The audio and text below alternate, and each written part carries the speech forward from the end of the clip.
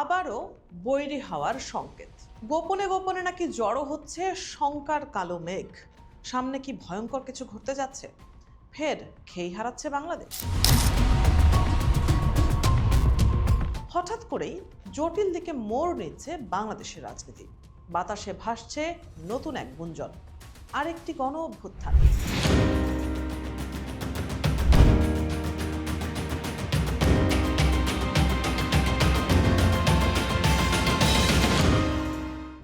Deep স্টেটও নাকি সক্রিয় হয়ে উঠেছে। ডক্টর ইউনূসকে ডাকা হচ্ছে রাজপথে।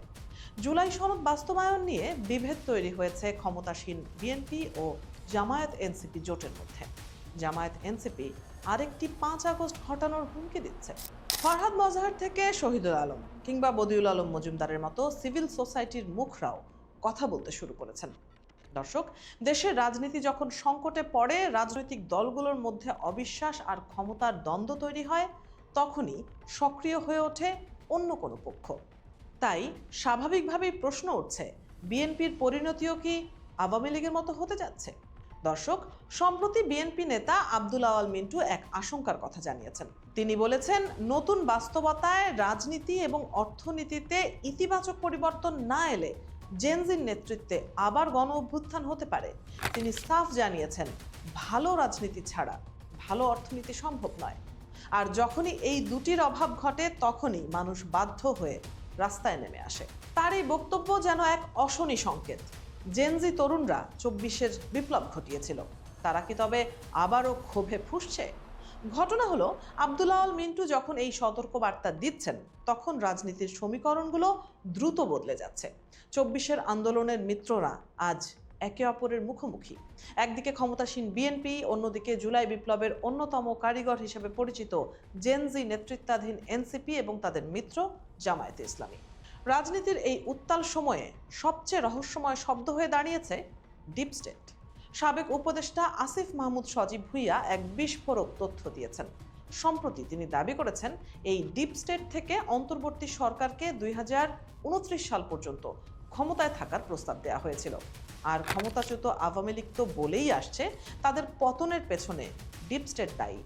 এখন প্রশ্ন জাগে, কারা এই নেপথ্যের কারিগর?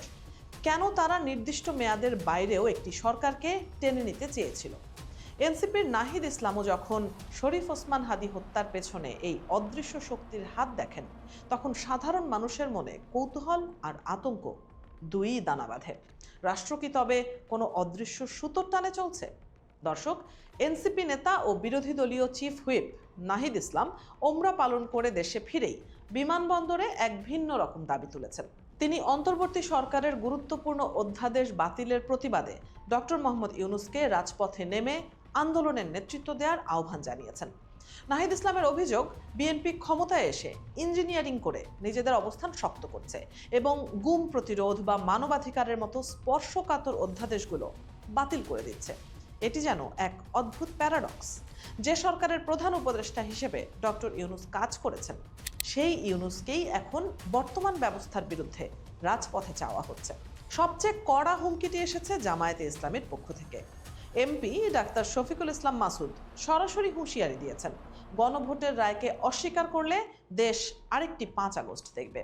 তিনি মনে করিয়ে দিয়েছেন, নির্বাচনের মাধ্যমে আসা সংসদীয় শক্তি শেষ কথা নয়।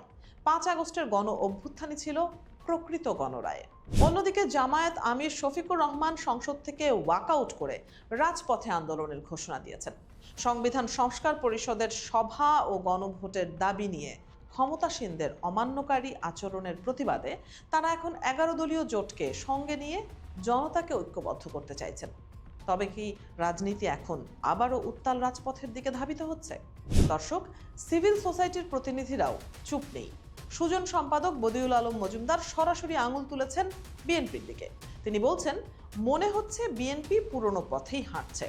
2/3 সংখ্যাগরিষ্ঠতা পেয়ে বিএনপি কি তবে জন আকাঙ্ক্ষা ভুলে যাচ্ছে? বদিউল আলমের মতে, জুলাই জাতীয় সনদ বাস্তবায়ন না করলে আবারও স্বৈরাচারী ব্যবস্থার পুনরাবৃত্তি ঘটবে। আলোকচিত্রী শহীদুল আলমও জুলাই সনদের গুরুত্ব তুলে ধরেছেন। দ্বিমত থাকলেও তিনি মনে করেন, এই সনদ দেশকে মেরামত করার একমাত্র হাতিয়ার। ত্যাগের বিনিময়ে পাওয়া এই সনদকে উপেক্ষা করলে শহীদদের রক্তের সঙ্গে বেইমানি করা হবে। তবে সবাইকে ছাপিয়ে গেছেন কবি ও চিন্তক ফরহাদ মজহার। তিনি বর্তমান শাসন ব্যবস্থাকে প্রহসন হিসেবে অভিহিত করেছেন। তার দাবি, 5 আগস্টের পর যুক্তরাষ্ট্রের হস্তক্ষেপে কেবল একটি রেজিম চেঞ্জ হয়েছে, প্রকৃত রাষ্ট্র গঠন হয়নি। তিনি বর্তমান সংসদকে অবৈধ এবং বুদ্ধিজীবীদের কঠোর ভাষায় সমালোচনা করেছেন। তার মতে, যারা লুটপাটকারী ও মাফিয়াদের সহযোগী ছিল তারাই এখন ক্ষমতার কেন্দ্রে। ফরহাদ মজহারের ভবিষ্যৎবাণী, আগামী 2-3 বছরের মধ্যে দেশে আরেকটি বড় রূপান্তর ঘটবে। সবশেষে প্রশ্নটা এসেই যায়, বিএনপি কি আওয়ামী লীগের ভাগ্য বরণ করতে যাচ্ছে? রাজপথে নামার হুমকি দিচ্ছে জামায়াত, এনসিপি, আর আশঙ্কার কথা শোনাচ্ছেন খোদ বিএনপি নেতা। বাংলাদেশের রাজনীতি কি পুরনো চোরাবালিতেই আটকে পড়বে, নাকি নতুন কোনো রূপান্তরের মাধ্যমে মুক্তি খুঁজে পাবে? উত্তর পেতে হলে আপাতত অপেক্ষা করা ছাড়া কোনো উপায় নেই।